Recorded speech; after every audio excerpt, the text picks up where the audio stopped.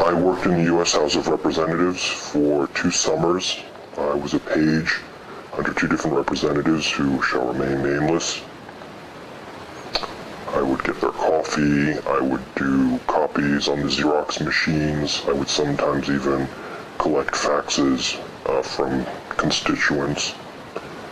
And I remember receiving one fax from a number that was local and on the Capitol. And it was basically a picture of a penis.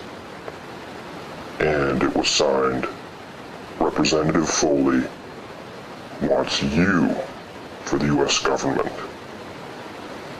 And there was no name, but I think that he knew that I was collecting faxes. And he sent that picture of the penis faxed to me. And I know that now because after that came basically the barrage of attacks. He was really coming on pretty hard. He wandered by our office about 2 to 3 times a day, and he would kind of throw his suit jacket up so you could see his ass. And it was very disconcerting because my desk was the closest to the door. The door was always open. We had an open door policy. And he would just kind of walk by and flip it so his ass showed. And he had like a hole in the back of his pants so you could actually see his ass. And it was pretty uncomfortable.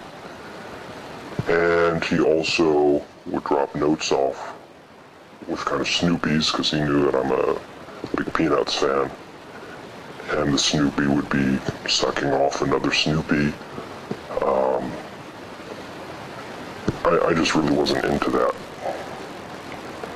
But my career was at stake, and he offered to take me for my birthday to the Washington Monument. So I met him there at the base, and I don't even know how he got my instant message name, which was capital Page 1 at AOL. And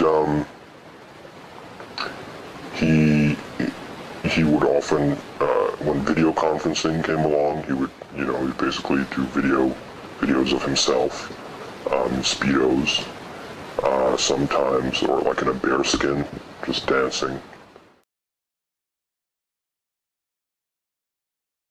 Oh yeah, the whole House of Representatives knew about Foley and what was going on, but then again, they were all kind of into it. I mean, they basically had an annual Halloween party, which we were invited to from, even though we weren't working there, because we were just there in the summers, they would fly us in for this party. They would all be dressed up mainly as the Village People or the Bee Gees. And, they would spank you or, rub you with bills or other legal things that they had lying around, like, Congressional stamps or something. You just kind of touch you with them, almost like playing with power, whatever it is. But Hastert was there. He watched everything. He watched Foley basically do Twister with some of the other pages. They invited me to spin the bottle with him, and I totally wasn't into that at that time. And he went into the closet with this one kid on a dare. There was Truth or Dare also.